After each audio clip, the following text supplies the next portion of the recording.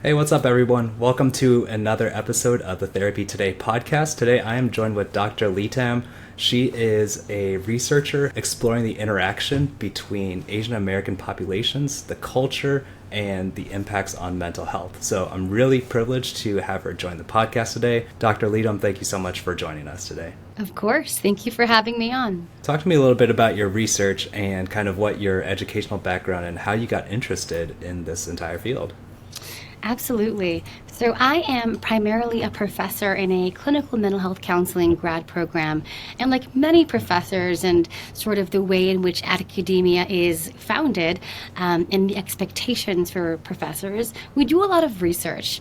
And, for a long time, my areas of specialization were around human sexuality and human sex trafficking. And then, as you can imagine, as an Asian American woman, when COVID-19 occurred around 2020, things started to look quite different for Asian Americans, and the landscape of psychological safety also began to evolve in really unhelpful and maladaptive ways. So I started to see the ways in which anti-Asian discrimination was impacting not only myself, but my parents, my siblings, my greater family, and then also my greater community. And I thought to myself, okay, so what do I do?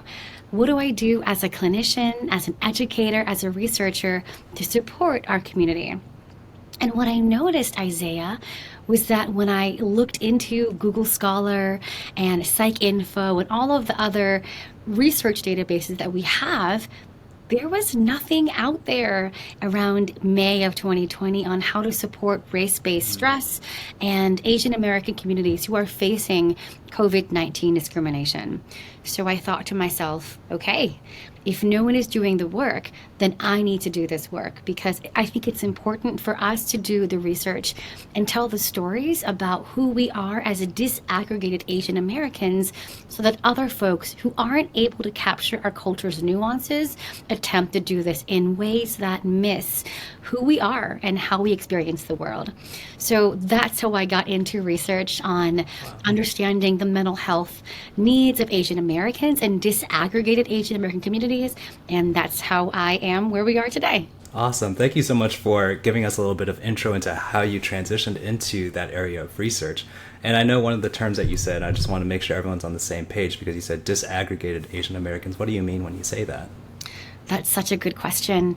So one of the things that I think is really important to remember is that even though we use this really large acronym, Asian American, Native Hawaiian, and Pacific Islander, it's important to note that Asian Americans, Native Hawaiians, and Pacific Islanders are not a monolith. And in fact, that term in and of itself encompasses over 50 distinct groups, all of who have very different perceptions around mental health help seeking and resources, and have wide differences in everything from the kinds of education they pursue to even the careers they pursue. And so the more we're mindful of how distinct all of us are as unique ethnic subgroups, the more we're able to understand those needs and the mental health disparities that exist among us as a community, and then as a wider community as well.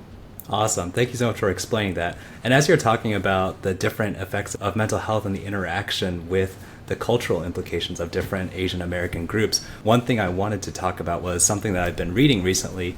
This is a book called Hello, I Want to Die, Please Fix Me by Anna Mailer Paperny.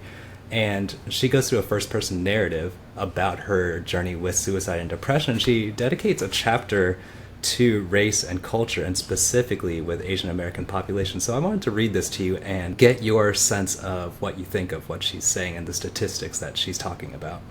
So this is talking about a researcher, Maria Chu, who is a staff scientist with a nonprofit Institute for Clinical Evaluative Sciences in Toronto, has seen that reticence play out along ethnic and cultural lines. South Asian Canadian and Chinese Canadian patients admitted to psychiatric emergency departments in a Toronto hospital were in much more acute condition when they arrived compared with others in the psych ER with them.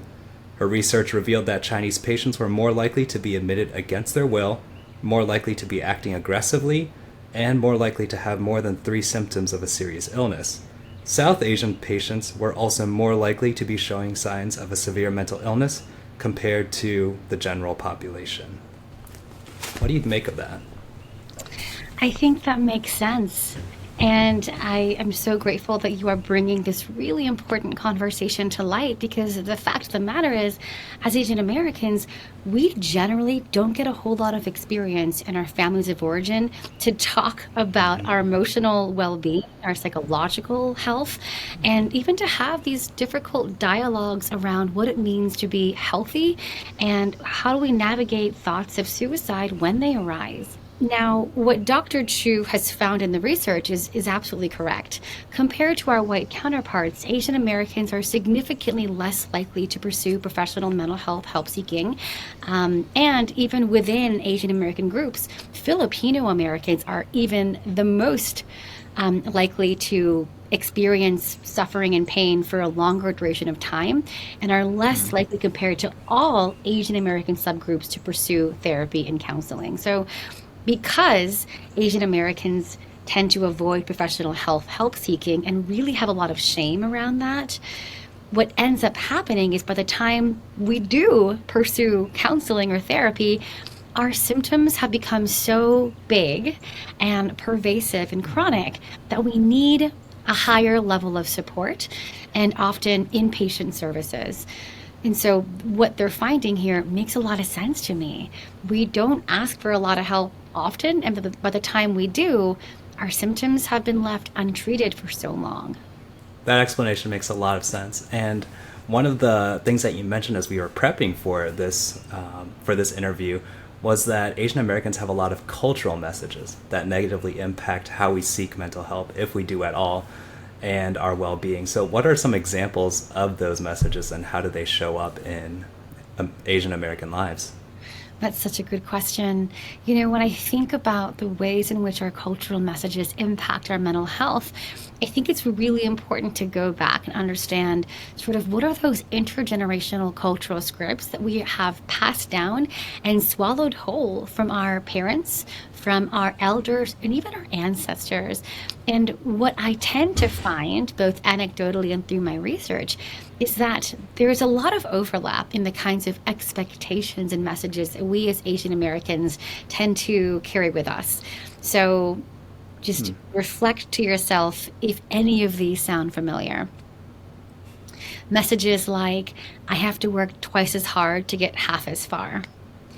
Messages like, I have to work hard at the expense of my own well-being to honor my parents' sacrifices. Messages like, I have to take every opportunity that arises, because if I don't take on every chance that is brought forth to me, then I'll fall behind and someone else will succeed. And we see how these kinds of unhelpful cultural scripts can lead to things like burnout. And in mental health professions, it can lead to things like compassion fatigue, vicarious trauma.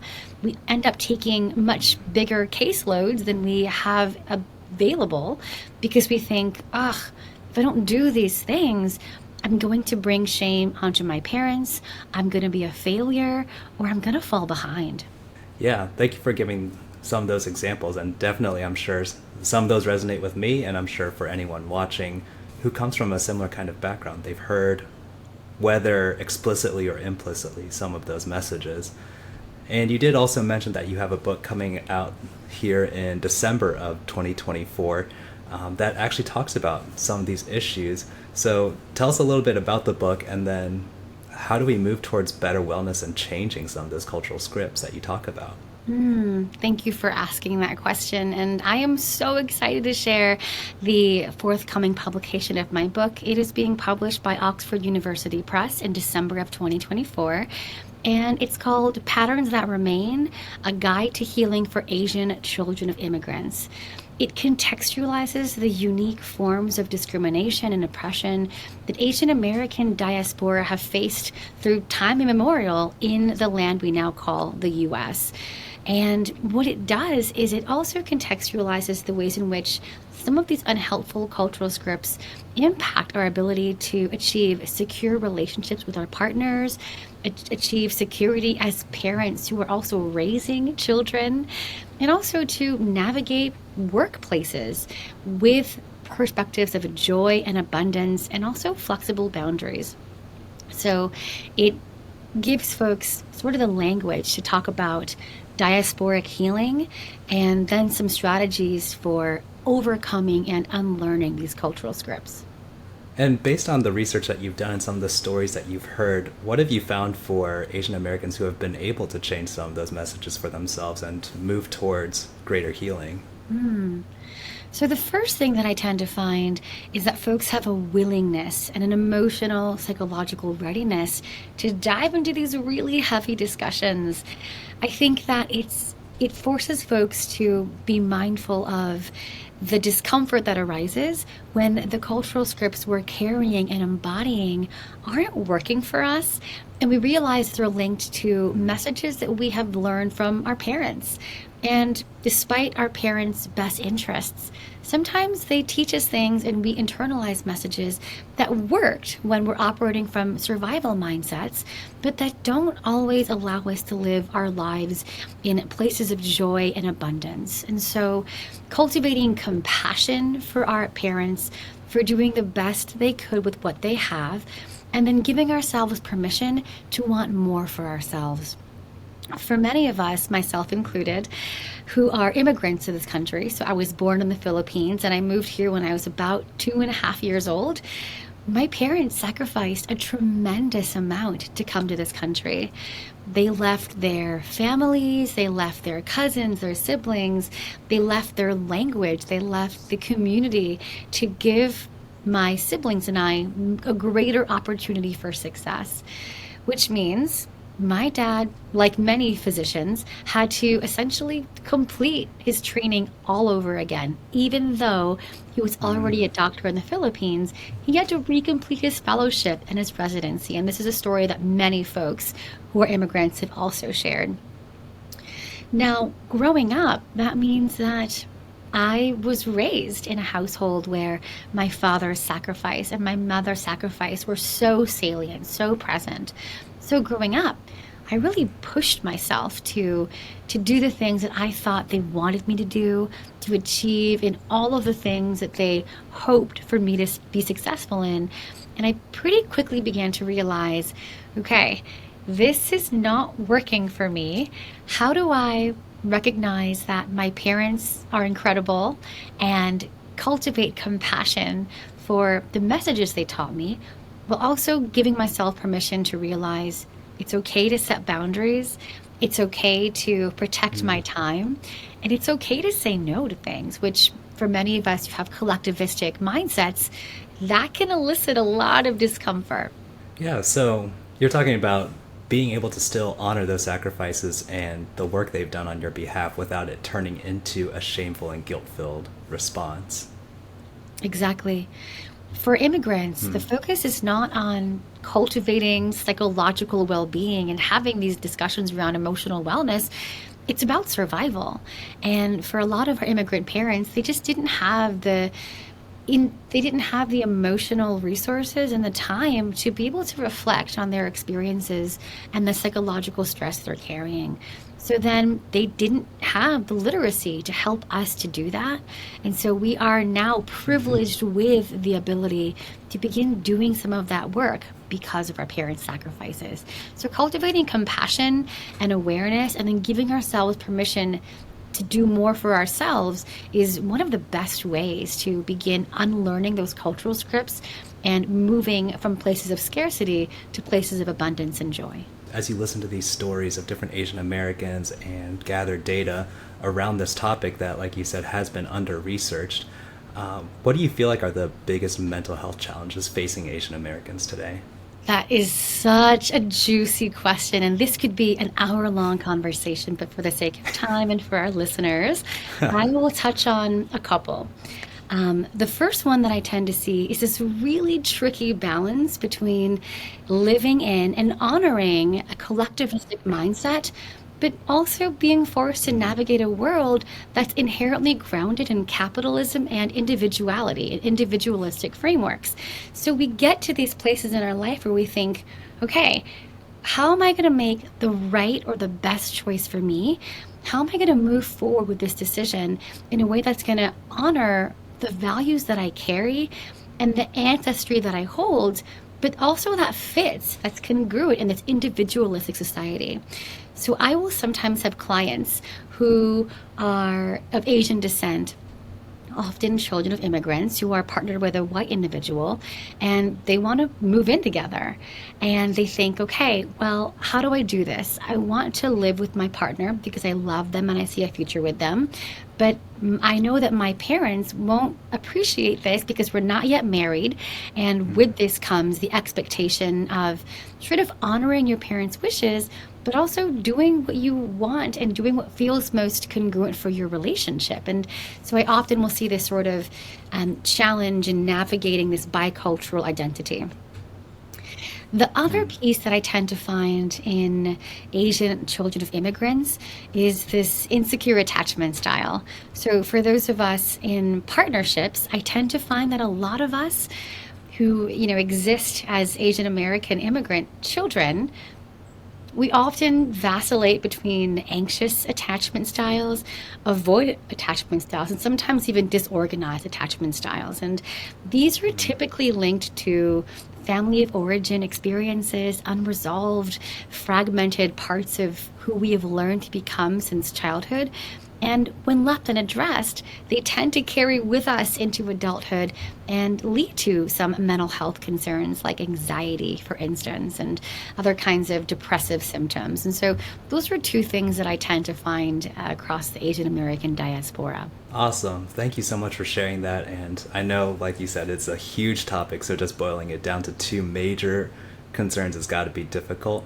But I guess this is where I'll make the plug for anyone who wants to read more about that is wait until December of 2024 and then grab Dr. Litam's book. So thank you so much for joining us today, Dr. Litam. Really appreciate your time and the insight that you bring into, like you said, an under-researched field, and that is obviously a population that's greatly in need of mental health services and just education around mental health. So thank you for doing that work, and thank you for being here to share some of your work today. Of course. Thank you so much for having me. For all of you who are watching, who are interested in Dr. Litam's work, we'll have links in the description for you to get notifications about when her book is coming out, to have pre-orders, things like that. So also make sure to check out her Instagram below, which is at Dr. Stacey Litam. We'll have the link in the description below, so check that out. Make sure you follow her and all of the important work that she is doing.